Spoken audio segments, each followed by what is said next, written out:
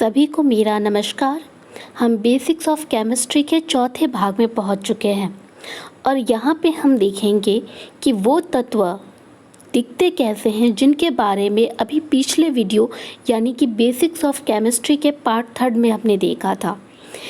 इसको शुरू करने से पहले हम फिर से एक बार इस चार्ट पे नज़र डाल लेते हैं। ये जो फ्लो चार्ट हमने इससे पहले भी देखा था, ये बहुत ज़रूरी है।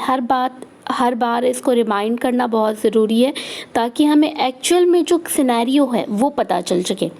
तो सबसे पहले तो पदार्थ, हम अब काफ़ी बार इसकी चर्चा हो चुकी है। पदार्थ मतलब ऐसी कोई भी वस्तु जो कुछ स्थान घेरती है और जिसका कुछ द्रव्यमान होता है।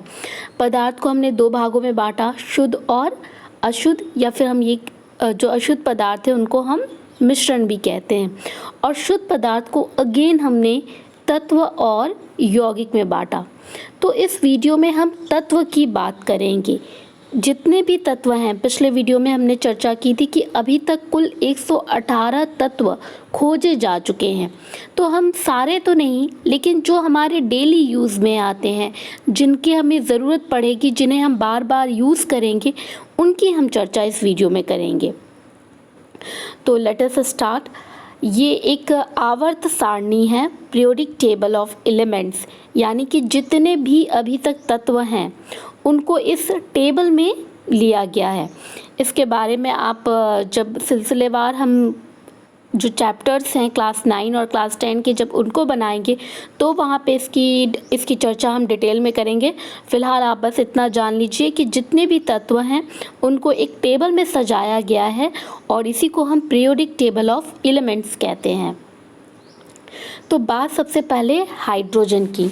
हाइड्रोजन काफ़ी नाम सुना है आपने, और ये अभी जो हमारी आवर्त सारणी थी इसमें ये पहला तत्व था।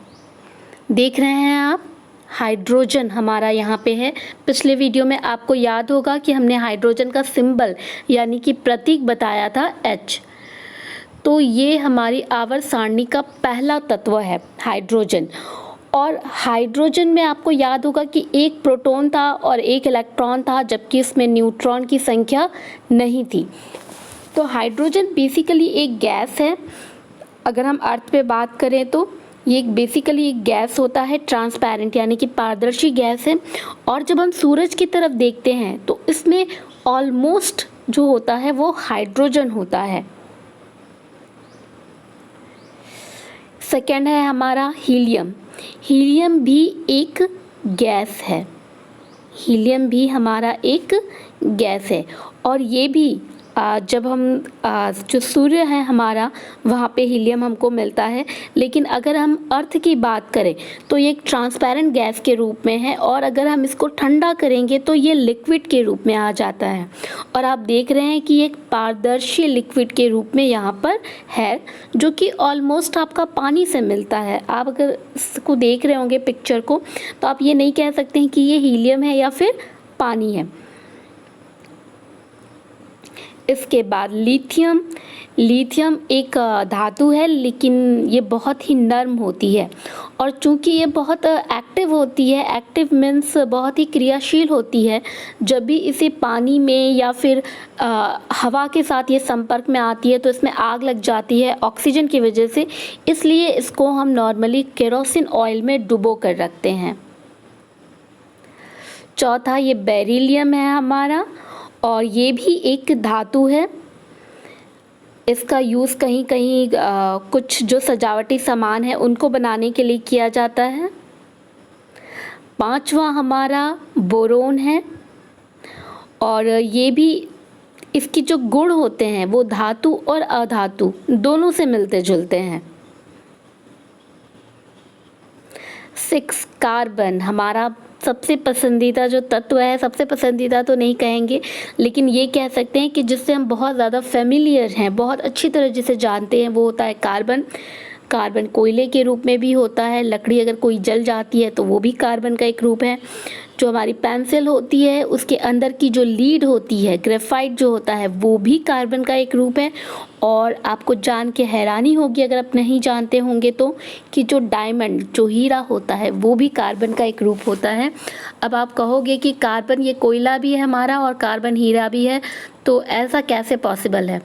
तो जैसे होता है ना बच्चों, जब आप पे बहुत प्रेशर पड़ता है तो आप बहुत अच्छे से पढ़ाई करते हो और एक बेहतर स्टूडेंट, एक बेहतर इंसान बनकर निकलते हो, तो वैसी कंडीशन कुछ ऐसी है जब कार्बन पे बहुत ज़्यादा प्रेशर होता है धरती के अंदर, एक एक पार्टिकुलर टेम्परेचर, एक पार्टिकुलर दाब पर, ये कार्बन हीरे का रूप ले लेता है।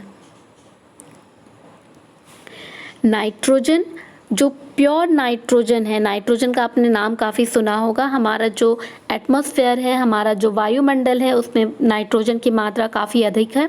तो जो प्योर नाइट्रोजन है वो एक पारदर्शी गैस है, ठीक है, पारदर्शी गैस है। लेकिन जब हम इसे गर्म करते हैं या फिर से इलेक्ट्रिसिटी पास करते हैं तो वो इस कलर का हो जाता है, ब्लू और पर्पल कलर का। ऑक्सीजन, प्योर ऑक्सीजन भी एक ट्रांसपेरेंट गैस है। यहाँ पे जब हम इसे ठंडा हमने कर दिया है तो आपको ये दिख रहा होगा कि हल्का सा ब्लू कलर में ये आपको एक लिक्विड के फॉर्म में दिख रहा होगा। फ्लोरीन, फ्लोरीन का आपने नाम सुना होगा। ये येलोइश कलर की होती है, आपको दिख भी रहा होगा, हल्का ये येलो येलो कलर का दिख रहा है। और जब हम इसे ठंडा करते हैं तो ये येलो कलर के लिक्विड के रूप में चेंज हो जाती हैं। नियॉन, ये भी एक अक्रिय गैस है जिसे हम नोबल गैस कहते हैं, और आपको दिख रहा है ये हल्का ऑरेंज रेड कलर में है। सोडियम, सोडियम की जो गुण है वो लिथियम से ही मिलते जुलते हैं और सोडियम को भी हम खुले में नहीं छोड़ सकते, ठीक है। तो इसलिए सोडियम को भी स्टोर करने के लिए हम केरोसिन ऑयल का यूज़ करते हैं, जहाँ पे वो उस पर आग ना लग सके या वो रिएक्टिव ना हो सके। मैग्नीशियम, ये भी आपका एक धातु है।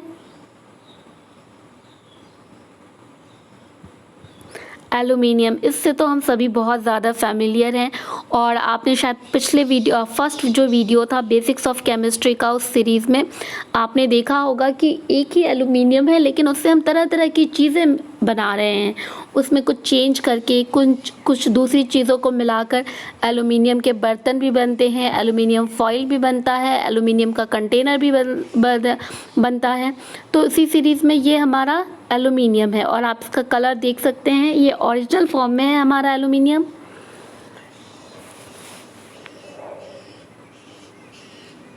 सिलिकॉन, ये इसमें भी धातु और अधातु दोनों के ही गुण पाए जाते हैं।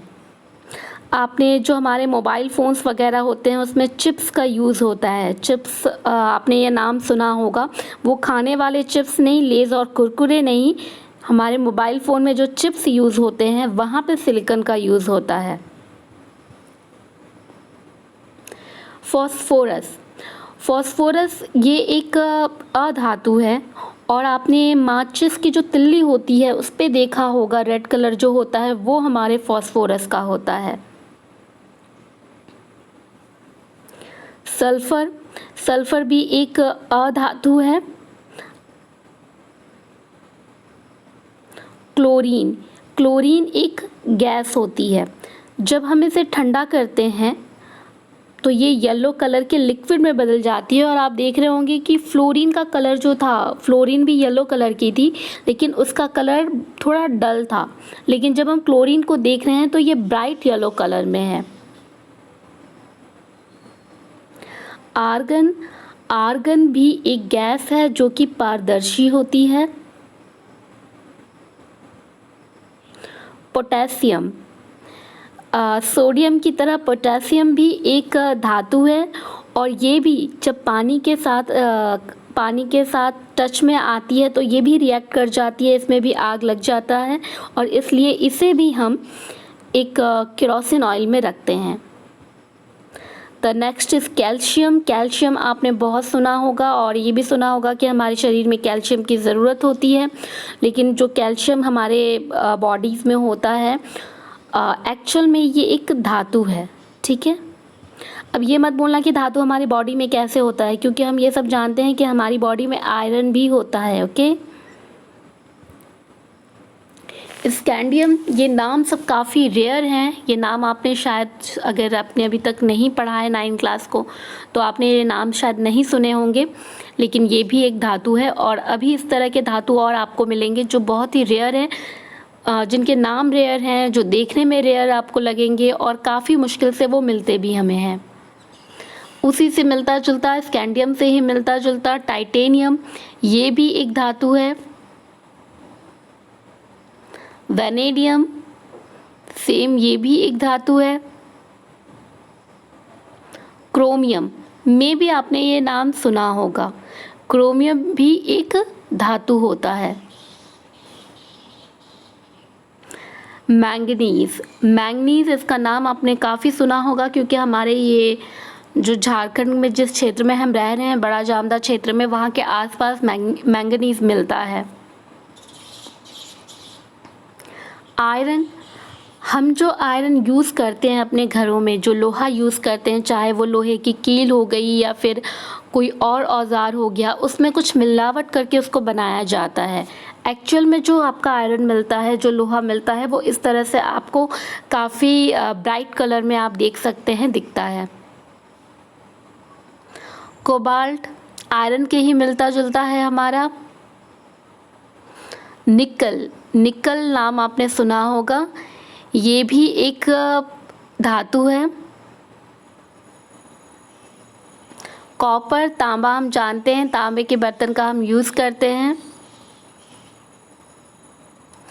जिंक, ये भी एक धातु होता है, और जब ये एयर के कांटेक्ट में आता है तो ये डल पड़ जाता है। अभी आप देख रहे हो ये कितना ब्राइट कलर का है, कितना चमक रहा है, लेकिन जब एयर की कांटेक्ट में आता है तो ये डल पड़ जाता है।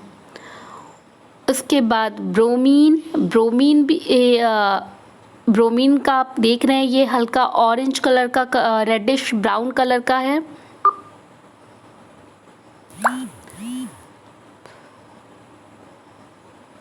सिल्वर, चांदी हम सभी जानते हैं, और चांदी का हम ये भी जानते हैं कि यूज़ क्या होता है। टिन, टिन नाम सुना होगा आपने, टिन के कंटेनर काफ़ी बनते थे। आयोडीन, ये पर्पल कलर का होता है।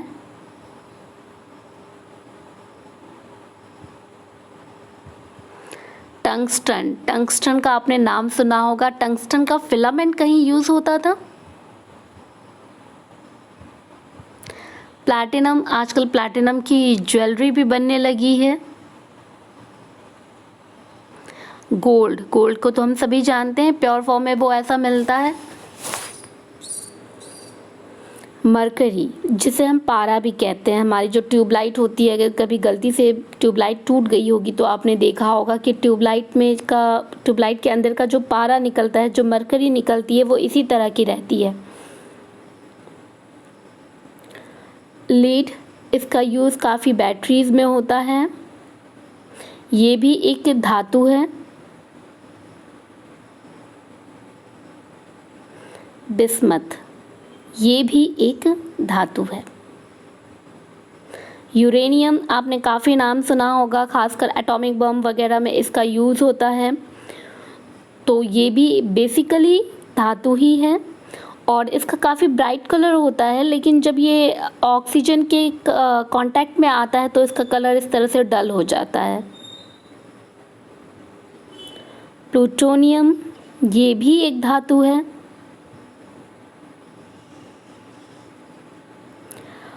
और इसी के साथ हम अपना ये वीडियो ख़त्म करते हैं।